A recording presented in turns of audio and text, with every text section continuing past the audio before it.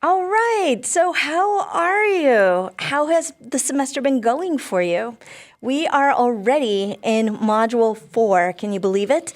And that only means we've got 4 and 5 left before you to get to your final. So, to me, Module 4 is probably the most important module in the entire course. It, to me, is the most useful one, and it's the one that is going to last you throughout your lifetime. The other thing about Module 4 is it is about evaluating information, something I wish our entire society globally was able to do. But I'm not going to complain. We'll just start with your course, okay? All right. So why do we need a process in order to evaluate information? It's because, especially now with AI, deep fakes, misinformation, fake news, disinformation, YouTube, TikTok, and social media, anybody, whether or not they're an expert, can produce information that looks credible and trustworthy. However, a recent study actually showed that almost 87% of the health advice that's found on social media on certain topics like smoking is made of misinformation. Can you believe it? The ability to evaluate information is so important, especially now when we have so many people who get advice, identify trends, do things, and even vote based on what is out there in the news that may or may not be trustworthy.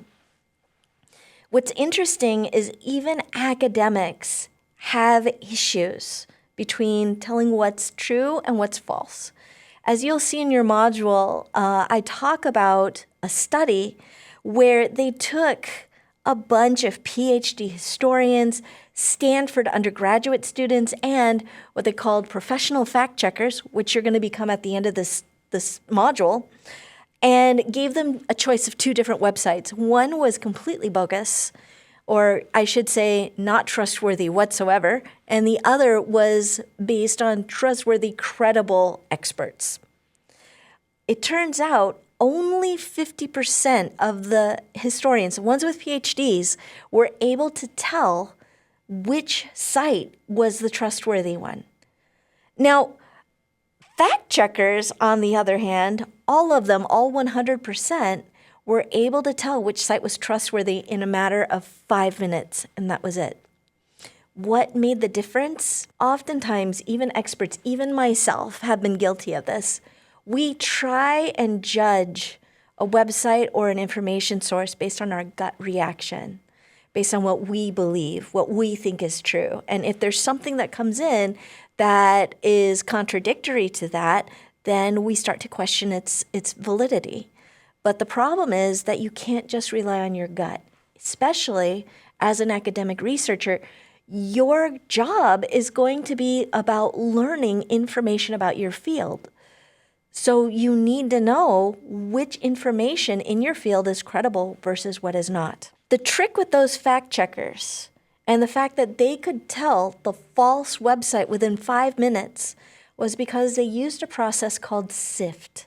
S as in stop, I as in investigate, F as in find better sources, and T, trace back the claims. You're going to learn this in this module. One of the things I want to bring out is that misinformation, social media, news, anything that you see out there is spread through emotion. Studies found that when people were confronted with information that challenges their core beliefs, they have this emotional reaction. In fact, a physiological reaction. The body reacts as if it is being physically threatened. And this is sometimes the reason why you see this on the news all the time. When people are confronted with information that doesn't follow along what they believe, they get very defensive, very emotional about these things. I'm sure you've probably encountered friends or people in your social circles that get very emotional about certain topics. Well, it turns out there's actually a physiological tie to that. I like calling it the amygdala tingle. When you are faced with the belief, or when people are faced with a belief that contradicts their own core beliefs, their own ways they believe the world exists and how information comes to them and how, the laws of the universe are created. It causes a psychological reaction in our amygdalas. Our amygdalas are like kind of a little bit back there. They're an almond-shaped organ, and it just starts emitting. It starts to get stimulated. That's why we call it an amygdala tingle. And when that happens, it triggers the fight or flight response, right? Fight or flight. It's a fear response. The problem is when that amygdala tingles into fight or flight, we stop thinking logically. We start thinking physiologically about getting out of that danger. This is the reason why people get so defensive, so argumentative. Sometimes people will discredit this new information. They'll start calling it faulty, or in some cases, it causes them to almost defend their core beliefs, even if they're presented with contradictory information. And that's actually called the backfire effect. It's actually a thing. The media, social media, misinformation, everybody that's out there kind of knows about this.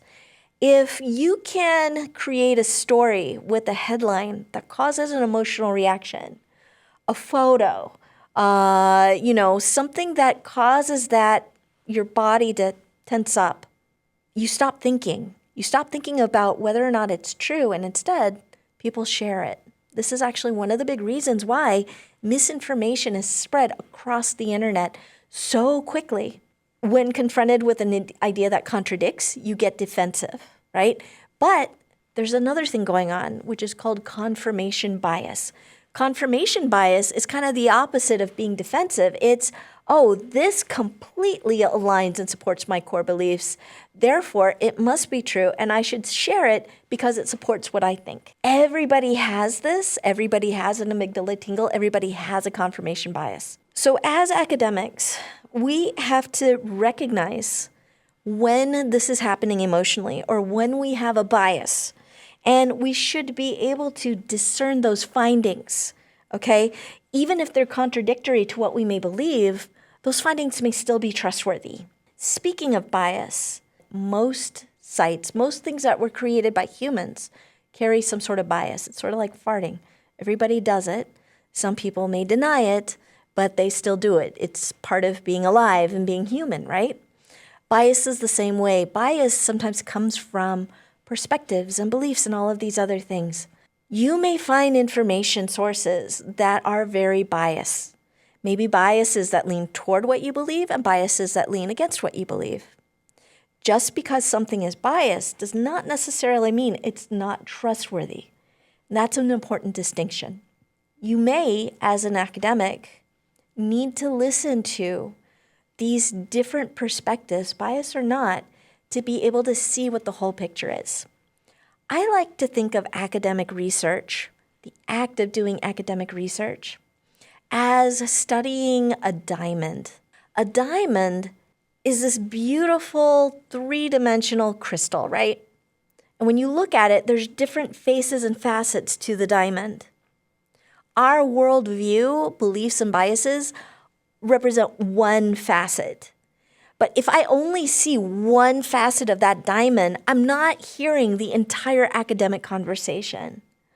But as an academic, I need to know what's going on in my field, how people are approaching things, what are their perspectives, what kinds of research is out there, what are the findings.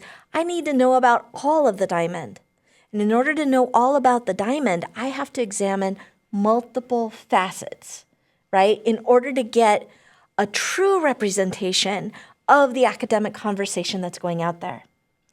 SIFT is going to help you determine and find those different facets and perspectives. So the S in SIFT, stop, is the one that I'm going to talk about here. Stop means if you are confronted with information that causes an emotional reaction, whether it is, oh, wow, this is great, I really believe in this, or if it's, okay, this can't be right, this is incredibly false and bogus because it's completely contradictory to what I believe, whatever it is, it's a signal that you as an academic need to stop for a second and then think to yourself, is this really worth my time? Is this worth my emotional investment? Is this information even trustworthy? That's what that stop means. The other part of stop is to stop and check ourselves to see whether or not we're on task, whether or not we're being distracted. I am, for one, very guilty of this. I will start doing research and going down a bunch of different rabbit holes, and then I'll find something that is completely opposite or different from my topic that's distracting me.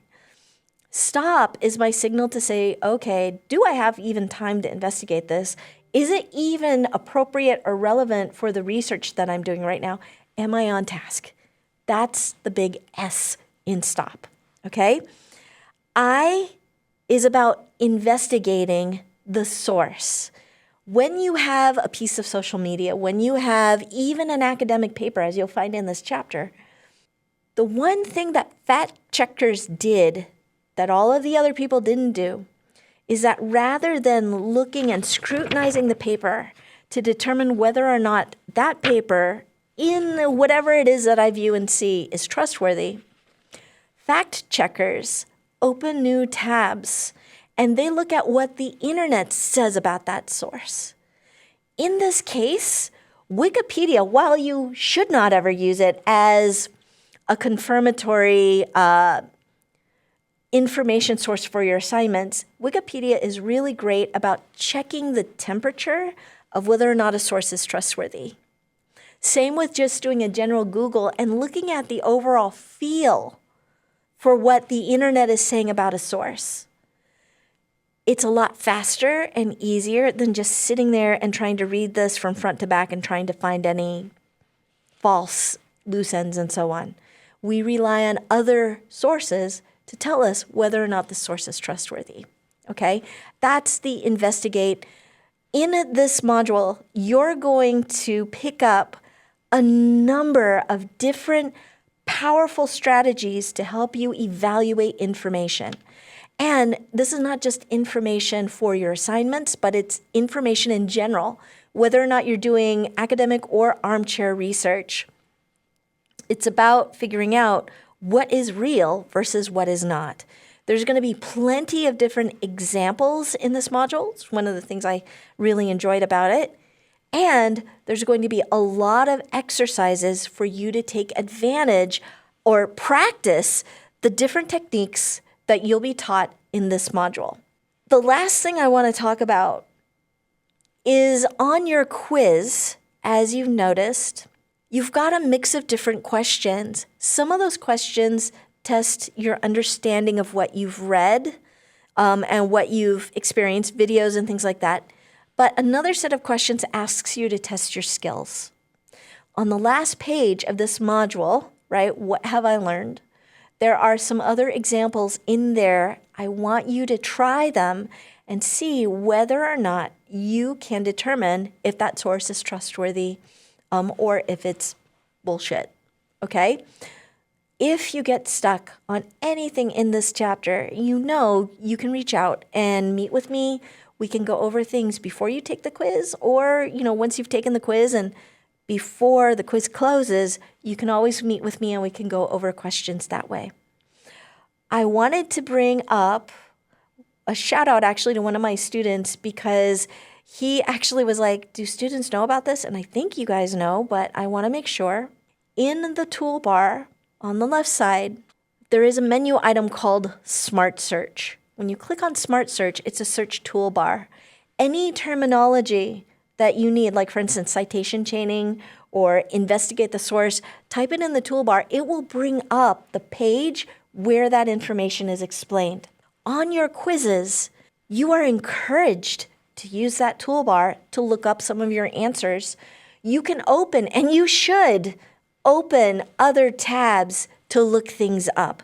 This is the reason why these quizzes are so open, because we want you to be able to demonstrate the skills that you've learned in these modules. So don't be afraid to do that. If you're asked to go into a database, go into the database. If you're asked to search for something, go and search for it. Don't just guess in your head, because A lot of times we're asking for things that if you see it with your eyes, it's obvious. But if you're just thinking about it in your head, it may not be so. Okay? I really hope that you enjoy this module. It's one of, like I said, my favorite modules, and it's one of the most important ones to learn. Again, if you have any questions or if you have any suggestions for how to improve this course, please send me a note. Let me know. The other thing I want to add, I will also have this in the announcements as well, is save the date for October 14th, Monday, from 3 to 4, or Tuesday the 15th from 10 to 11 or 2 to 3. We have 3 different focus groups that we're going to be running. Those focus groups are for students who have taken Lib 1600 this semester. We want to hear what your suggestions are, comments, what you found was helpful, not helpful, and so on. So when you attend the focus group and you provide your feedback, we will give you a $20 gift card for the Dining Commons, which is kind of really cool. And of course, we need your perspectives and feedback. So have fun with Module 4. If you have any questions, you know where to find me, and I will see you soon. Bye now.